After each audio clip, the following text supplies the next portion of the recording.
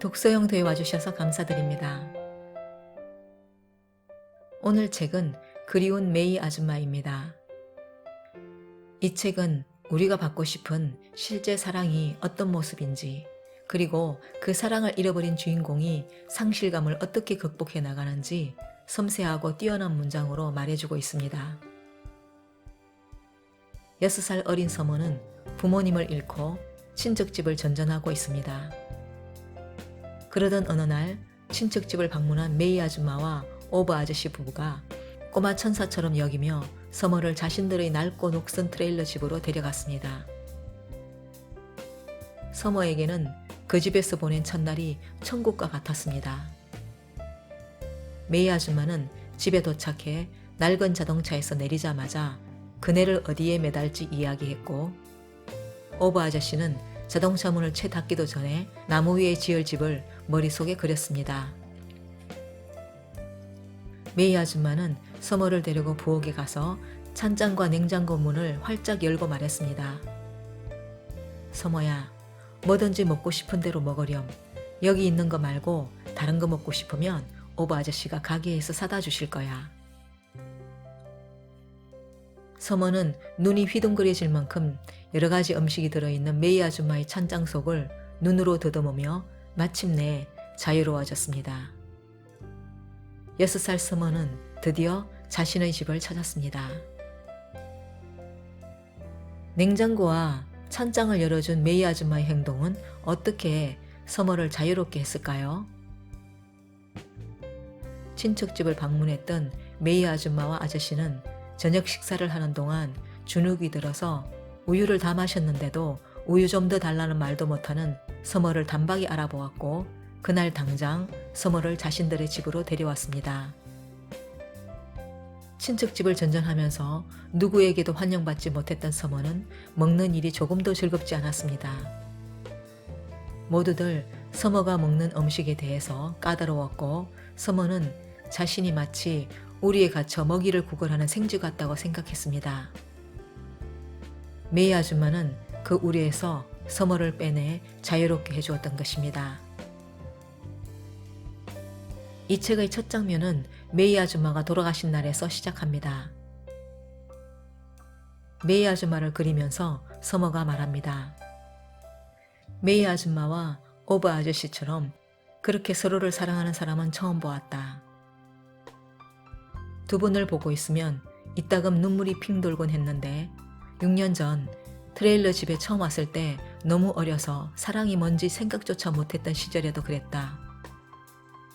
아마도 내 마음속 깊은 곳에서는 언제나 사랑을 생각하고 사랑을 보고 싶어 했나 보다. 기억은 나지 않지만 나도 그렇게 사랑을 받았을 것이다. 그래서 오바 아저씨와 메이 아줌마 사이에 흐르는 것이 사랑이라는 것을 알게 되었을 것이다. 메이 아줌마는 만나는 모든 사람들을 믿었고 그 믿음은 결코 아줌마를 저버리지 않았다. 아마도 사람들은 아줌마가 자신들의 가장 좋은 면만 본다는 것을 알고 아줌마에게 그런 면만 보이며 좋은 인상을 주려고 했던 모양이다. 그런 메이 아줌마는 서머와 아저씨의 자랑이었습니다. 메이 아줌마가 돌아가신 지 몇 개월이나 지났지만 오버 아저씨와 서머는 메이 아줌마를 그리워하고 가슴 아파하는 것 외에는 아무것도 제대로 할 수가 없었습니다. 아저씨의 모습은 헛개비 같았고 서머는 허공 속에 둥둥 떠다니는 같은 날들을 보냈습니다. 그러다 클리터스라는 서머의 학교 친구가 상실만이 가득한 이 두 사람 사이로 비집고 들어왔습니다. 서머는 그 아이가 정상이 아니라고 생각했습니다. 전학을 온 클리터스는 처음에는 감자칩 봉지를 모으다가 그 다음에는 단추를 모았습니다. 이제는 사진을 모으고 있습니다. 어느 날부터인가 트레일러 집 주변을 얼쩡거리기 시작한 클리터스는 아저씨와 친해졌습니다.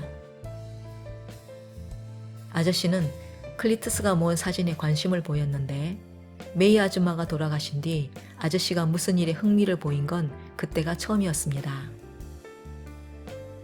괴짜 클리터스 때문에 아저씨와 서머는 메이 아줌마를 잃은 상실감과 쓸쓸함을 조금은 드러낼 수 있었습니다.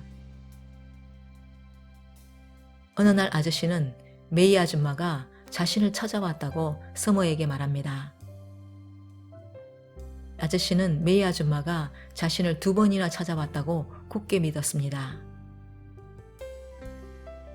그러던 어느 날 클리터스가 어렸을 때 물에 빠져서 거의 죽을 뻔했을 때 천국에 가서 돌아가신 할아버지와 죽은 자기 강아지를 만났다는 이야기를 합니다. 그러자 아저씨는 클리터스가 영혼의 안테나가 되어 메이 아줌마가 다시 아저씨를 찾아오게끔 매개 역할을 해줄 수 있을 것이라며 기뻐했습니다. 추운 겨울 어느 날 아저씨와 서머, 클리터스 3사람은 메이 아줌마의 야채밭으로 나갔습니다. 아저씨는 그 밭에 서서 메이 아줌마가 얼마나 훌륭한 아내였는지, 자신과 서머에게 얼마나 상냥했는지 이야기합니다. 장의사나 목사 같은 외부인들이 북적이는 장례식에서 사람들의 슬픔은 어떤 틀에 맞춰지게 됩니다. 그래서 사람들은 머리를 쥐어뜯으며 목 놓아 통곡할 기회조차 빼앗기게 됩니다. 메이 아줌마가 삶을 마감한 황량한 밭에서 아저씨가 아줌마를 그리며 소소한 기억과 감사를 하는 그 순간이 진정한 장례식 같았습니다. 아저씨의 말을 듣고 있자니 서머는 이미 장례식을 통해 정리되었어야 할 무언가가 마음에서 정리되는 듯 했습니다. 아저씨의 말 한마디 한마디를 귀담아 듣는 클리터스는 2사람에게 커다란 위로가 되었습니다. 장례식에 온 누구도 하지 못한 일을 클리터스는 아저씨와 서머에게 해주었습니다. 하지만 그럼에도 불구하고 메이 아줌마는 아저씨를 다시 찾아오지 않았습니다. 메이 아줌마가 오지 않았던 그 다음날 아침, 아저씨는 자리에서 일어나지 않았습니다. 학교를 가야 하는 서머를 깨우지도 않았습니다. 서머는 너무 겁이 나서 아저씨 방문을 열기가 무서웠습니다. 서머는 왜 아저씨 방문 열기가 두려웠을까요? 메이 아줌마를 잃은 서머는 방문을 열었을 때 자신을 놓아두고 아줌마 곁으로 떠나버린 아저씨를 보게 될까봐 두려웠던 것입니다. 침대에 기운 없이 누워있는 아저씨는 울고 있었습니다. 아저씨는 아침 해처럼 어김없이 일찍 일어나는 사람이었습니다. 침대에서 일어나 발을 질질 끌면서 방에서 나오는 아저씨의 모습을 보자 서머는 냉기가 온몸을 뚫고 지나가는 것 같았습니다. 아침을 먹으며 아저씨는 말했습니다. 서머야, 우린 널 우리 손으로 잘 키우려고 여기에 데려왔단다. 그 사람은 바로 이곳에서 보살핌을 받으며 내가 살 수 있기를 바랐어. 그 사람이 가고 나니 나는 뭐 하나 제대로 하는 게 없어. 나 같은 늙은이가 너한테 무슨 도움이 되겠니? 이상하게도 아저씨의 그 말을 듣자 서머는 넛이 나갈 만큼 기뻤습니다. 서머는 아저씨의 말에 왜 그렇게 기뻤을까요? 아저씨가 어려운 자신들의 상황에 관심을 갖는다는 것은 지상에서의 삶과 서머에 대한 마음이 완전히 떠나지 않았다는 것이기 때문입니다. 아줌마에 이어서 아저씨까지 잃을까봐 두려워하는 서머에게는 아저씨가 삶을 포기하지 않고 있다는 사실이 기뻤던 것입니다. 하지만 아저씨는 지친 미소를 지으며 계속 말합니다. 내 머릿속에는 오직 그 사람한테 이야기하고 싶고 우리를 두고 떠난 그 사람이 그립다는 생각밖에 없어. 그 사람이 밭을 돌아다니다 보면 그 가엾은 사람이 눈앞에 어른거리고 그 사람이 우리를 떠나던 그날처럼 내 심장이 얼어붙는단다. 도저히 떨쳐낼 수가 없어. 그런데 바로 그날 오후에 클리터스가 여행 가방을 끌고 서머네 집 문 앞에 나타났습니다. 클리터스는 여행 가방에서 스크랩한 신문 기사를 꺼냈습니다. 그러면서 하는 말이 글렌 메도즈 심령교회 기사인데요. 이 교회 여자 목사님 사진이 마음에 들어서 작년에 기사를 올려놓았거든요. 미리엄 비 영 목사, 광활한 세계 속의 작은 매개자, 멋지지 않아요? 하지만 나는 때맞춰 나타난 여인이라고 하고 싶어요. 딱 때맞춰 나타났잖아요. 우리를 메이 아줌마한테 데려다 주려고 때맞춰서 내 가방 속에 나타난 거라고요. 서머는 클리터스의 말을 들으며 생각했습니다. 메이 아줌마도 클리터스를 좋아했을 것이다. 오브 아저씨처럼 기발하기 거지없는 아이라고 칭찬해 주었겠지. 아줌마는 언제나 특이한 사람들, 얼핏 보아서는 도무지 이해가 가지 않는 사람들을 무척 좋아했다. 천국에서도 아줌마는 그런 사람들을 사랑하고 있을 것이다. 천국은 누구나 자유롭게 살아가는 곳일 테니까. 꼭 보통 사람처럼 행동하지 않아도 된다는 것도 천국에서 누릴 수 있는 복 가운데 하나일 것이다. 아저씨와 서머, 클리터스 세 사람은 그 다음 주 토요일에 퍼트넘에 있는 심령교회에 함께 가보기로 했습니다. 하지만 이미 너무 많은 중요한 것을 잃은 서머는 두려웠습니다. 서머는 퍼트넘군에 가는 것이 왜 두려울까요? 퍼트넘군의 심령교회 목사님이 만약 사기꾼이라면 얼마나 많은 것을 더 잃을지 두려웠던 것입니다. 메이 아줌마가 아예 퍼트넘군에 나타나지 않는다면 오브 아저씨를 잃을지도 모른다는 두려움이었습니다. 그 주의 아저씨는 한 번도 늦잠을 자지 않았습니다. 서머에게 아침을 챙겨주고 아침 먹는 서머 옆에서 지도를 펼쳐놓고 꼼꼼히 들여다보거나 여행 안내서를 훑어보았습니다. 그렇게 힘들은 아저씨가 기운을 차린 이유는 무엇일까요? 퍼트넘 군에 있는 심령교회에 가기만 하면 메이 아줌마를 만날 수 있을 것이라는 기대가 있었기 때문이죠. 드디어 토요일이 오고 셋은 퍼트넘 군으로 향합니다. 클리터스와 오브 아저씨처럼 죽이 잘 맞는 두 사람이 한 차에 탔으니까 가는 동안 꽤 시끄러울 것 같았는데 마을을 벗어나 고속도로에 들어서자 차 안은 무섭게 고요해졌습니다. 모두 말이 없어졌습니다. 고속도로에 들어서면서 차 안이 고요해진 것은 무슨 이유일까요?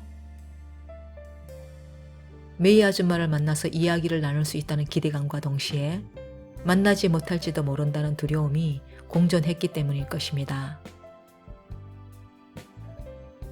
찰스턴 시를 지나가면서 본 웨스트 버지니아주 의사당 둥근 돔 지붕의 모습은 상상했던 것보다 훨씬 근사했습니다. 아름답게 빛나는 둥근 돔 지붕을 보면서 서머는 생각했습니다. 그 건물이 우리 주 의사당이란 사실이 낯설면서도 자랑스러웠다. 우리는 사람들이 생각하는 것처럼 더 이상 폐광지역에 사는 생활보호 대상자가 아니었다. 우리는 햇빛 속에 굳건히 서서 눈부시게 빛나는 장엄하고도 우아한 존재였다.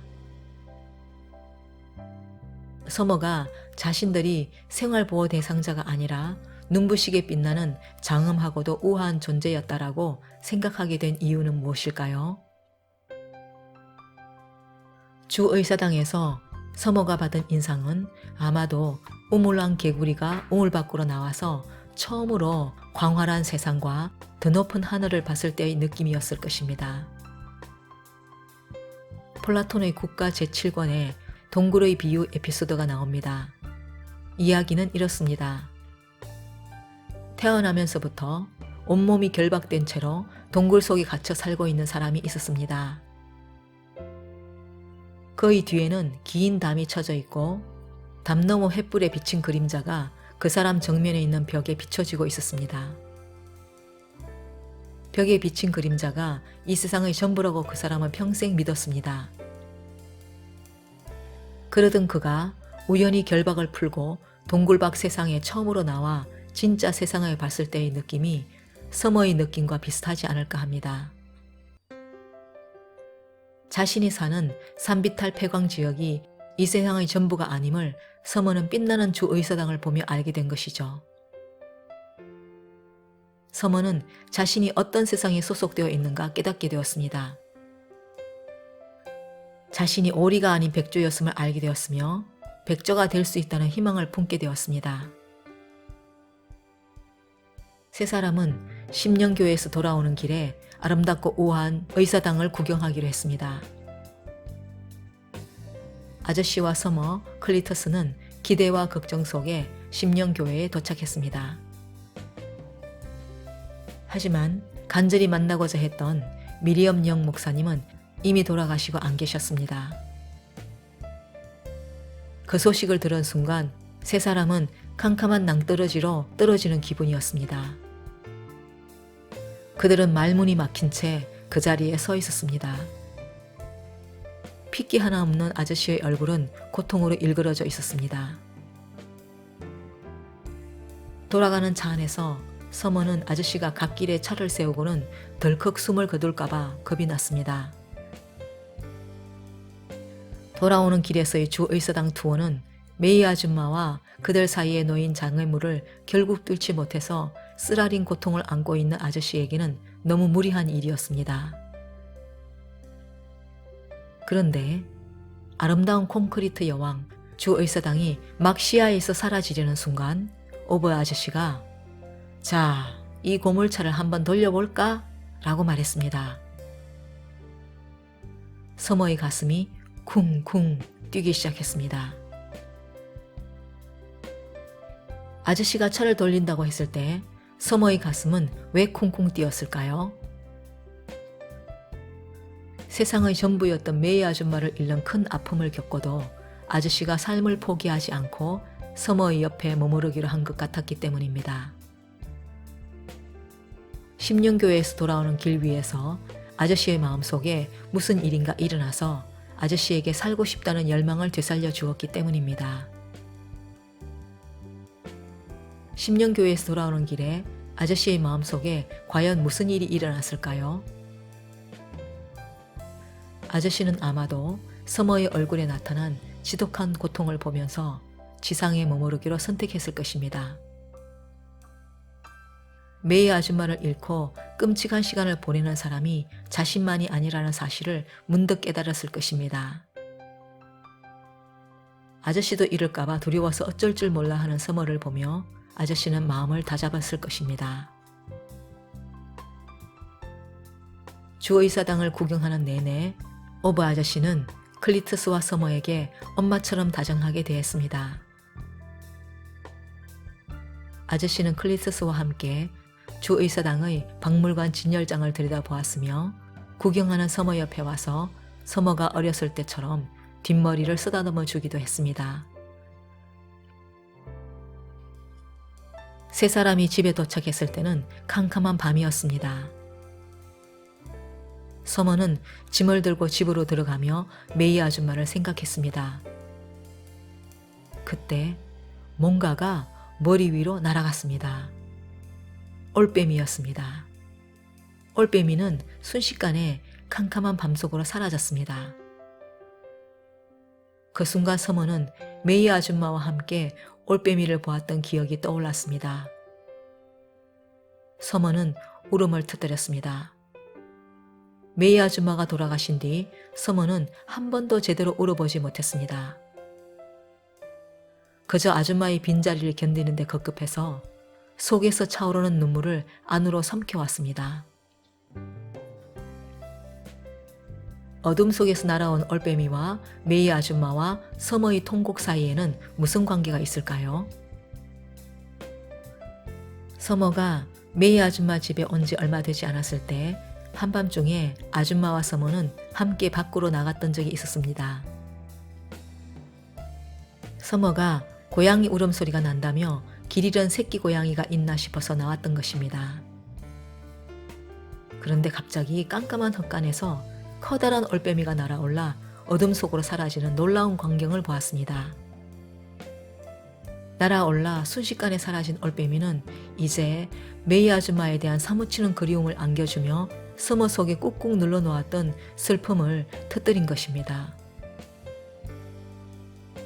서머는 울고 또 울었습니다. 몸을 웅크린 채 온몸의 기운이 다 빠지도록 울었습니다. 아저씨는 아무 말도 하지 않고 그저 눈물이 다 빠져나가서 가뿐해질 때까지 크고 튼튼한 손으로 서머의 눈물을 닦아주었습니다. 서머는 말했습니다. 메이 아줌마가 너무너무 보고 싶었어요. 서머야, 한때는 왜 하나님이 너를 잊어야 주셨을까 생각하기도 했지. 왜 이렇게 다 늙어서 너를 만났을까? 3, 40년 전에 너를 만났다면 쉽게 해줄 수 있었던 일들을 이제는 해주지 못하잖니? 그런데 어느 날 답이 떠오르더구나. 하나님은 우리 마음이 더욱 간절해지길 기다리신 거야. 하나님은 우리가 늙어서 너한테 많이 의지하고 그런 우리를 보면서 너도 마음 편하게 우리한테 의지할 수 있게 해주신 거야. 그렇게 우리는 서로를 꼭 붙잡고 하나가 되었지. 오늘 이야기는 여기까지입니다. 함께 해주셔서 감사드립니다.